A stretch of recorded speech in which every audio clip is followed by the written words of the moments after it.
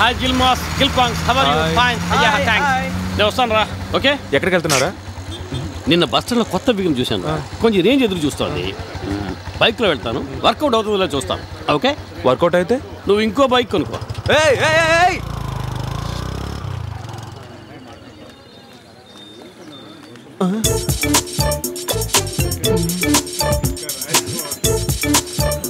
తప్పకుండా ఏంట్రా ఇది ఎప్పుడు సరదాగా తుడుతూ అన్నిటికీ ముందుండేవాడు ఇవాళ ఏంటి వెనక్కి చెట్టుకు బల్లిలా అతుక్కుపోతున్నాడు అబ్బాయా ఏమైంది నీకు ఇయ్యాలా కొంచెం జాగ్రత్తగా మాట్లాడు 10 నిమిషాల వరకు నువ్వు నేను బద్ధ శత్రువులం తర్వాత పరమశివుడిగా మారిపోతావు లేదు ఆయన మెళ్ళ ఉన్న పావుల మరి కాటేస్తాను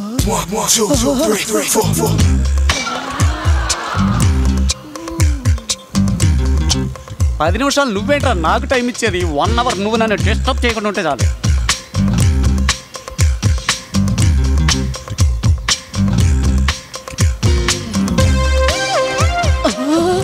చూసావేంట్రా సినిమాల్లో హీరోయిన్ల మినిమం కాస్ట్యూమ్స్ తో ఎంత సెక్సీగా వస్తుందో చిరునవ్వుల వరమిస్తావా చితి నుంచి లేచొస్తా నెక్స్ట్ జన్మకు వరమిస్తావా ఈ క్షణమే మరణిస్తా దీనికోసం నేను ఈ క్షణమే చచ్చినా పర్వాలేదురా బస్ స్టాండ్ ని రెడ్ లైట్ ఏరియాలో మార్చేసేలా ఉన్నారు రింగ రింగ రింగ రింగ రింగ రింగ రింగ రింగ రింగ రింగ రింగ రింగ నాకొక్క ఫిగరు లేదే నాకెవరు చిక్కలేదే అరే ఏమైంది ఇప్పుడు నా జీవితంలో ఇంత సెక్సీ ఫిగర్ ఎప్పుడు చూడలేదు ఏ మనిషివా నువ్వు ఒక్క నిమిషం కూడా ఫిగర్ సరిగ్గా చూడడం లేదే ఇందుకే అంటారు ఫిగర్ కి పడదని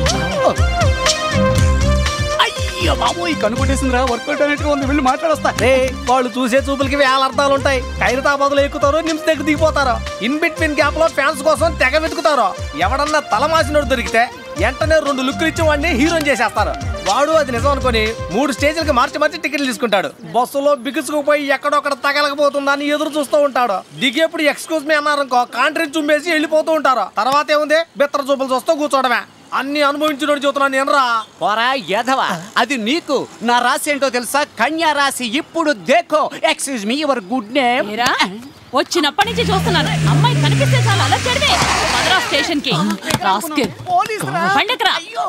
ఎక్స్క్యూజ్ మీ ఏమండి ఈయన ఏమంత పెద్ద తప్పు చేశారని ఈయన అరెస్ట్ చేస్తున్నారు ఈవ్ టీజింగ్ అమ్మా బస్ స్టాండ్ లో నిలబడి అమ్మాయిల్ని ఏడిపిస్తున్నాడు ఈవ్ టీజింగా ఏమండి ఇదే బస్ స్టాండ్ లో నేను నుంచున్నాను నాతో పాటు 10-15 మంది అమ్మాయిలు నుంచున్నారు మమ్మల్ని ఎవరిని అల్లరి చేయకుండా ఆ అమ్మాయిని మాత్రం ఎందుకు అల్లరి చేశాడు ఎందుకంటే తను వేసుకున్న డ్రెస్ అటువంటిది బాత్రూమ్ లో వేసుకున్న డ్రెస్ ఇలా పబ్లిక్ లో వేసుకుని వస్తే ఇతననే కాదు ఎవరైనా సరే అల్లరి చేసి తీరుతారు ఈవ్ టీజింగ్ అనేది ఒక్క మగవాళ్లలో మాత్రమే కాదండి ఆడవాళ్లలో కూడా ఉంది లో హిప్ లో చీర కట్టుకుని బ్రా బయటికి తెలిసేట్టు జాకెట్ వేసుకుంటే ఎలాంటి మగాడి మనసునైనా తప్పుదోవ పట్టిస్తుంది నిజం చెప్పాలంటే ఒక మగాడి మనసుని తప్పుదోవ పట్టించినందుకు ఆ అమ్మాయిని మీరు అరెస్ట్ చేయాలి ఇంత చిన్న విషయానికి మీరు ఇతన్ని అరెస్ట్ చేస్తే ఇతని లైఫ్ స్పాయిల్ అయిపోతుందండి అవునండి ఆ అమ్మాయి చెప్పింది కరెక్టే ఏదో తెలియక చేశాడు క్షమించేయండి మళ్ళీ తప్పు చేయడు అవును మేడం నీ టైం బాగుండి తప్పించుకున్నావు ఇంకొకసారి బస్ స్టాండ్ లో చూసానో చంపేస్తాను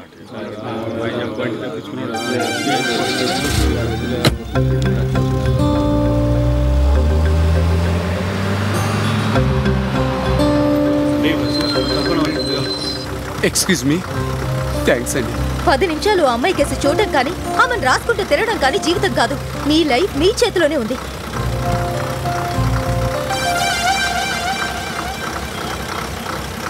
la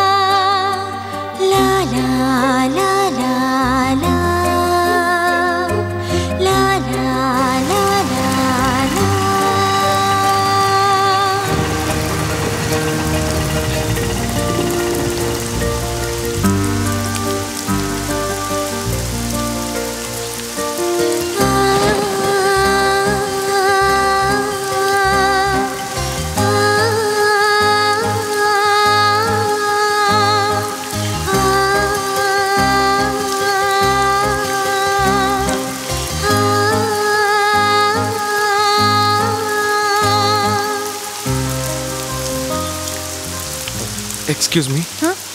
సారీ అండి, నేను గుడ్డివాణ్ణి కాదు.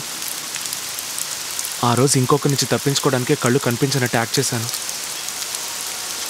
నాకు మీరు వాకింగ్ స్టిక్ కొనిచ్చినప్పుడే మీ క్యారెక్టర్ని అర్థం చేసుకున్నాను. అప్పుడే నిజం చెప్పేసేవాడిని. నేను బ్లైండ్ని కాదని తెలిస్తే మీరు చేసిన హెల్ప్కి అర్థం లేకుండా పోతుందని అబద్ధాన్ని అలాగే మెయింటైన్ చేశాను. కానీ నిన్న ఇదే బస్ స్టాప్లో ఒక అతను ఈవ్ టీజింగ్ కేసులో పట్టుపడ్డప్పుడు ఒక ఆడపిల్ల అయ్యుండి మీరే మరో ఆడపిల్ల తప్పుని వేలెత్తి చూపించారు. మీలాంటి అమ్మాయిని మోసం చేసినందుకు నేను చాలా ఫీల్ అవుతున్నానండి. సారీ అండి. మీ తప్పు మీరు తెలుసుకున్నారు కదా, ప్రాయశ్చిత్తానికి మించింది లేదు. ఇఫ్ యూ డోంట్ మైండ్, ఒక చిన్న రిక్వెస్ట్. నేను మీకని కొన్న వాకింగ్ స్టిక్ని ప్లీజ్ ఒక నిజమైన బ్లైండ్ పర్సన్కి ఇచ్చేయండి.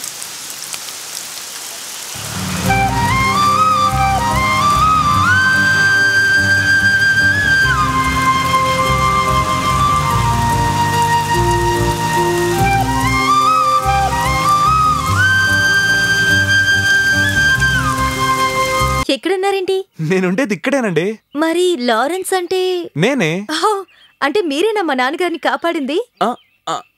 చాలా థ్యాంక్స్ లారెన్స్. హాస్పిటల్ మీ అడ్రస్ చూశాను, అందుకే డైరెక్ట్ గా కలిసి థ్యాంక్స్ చెప్పేద్దామని వచ్చాను. అరే అక్కడే నిలబడ్డారే, లోపలికి రండి.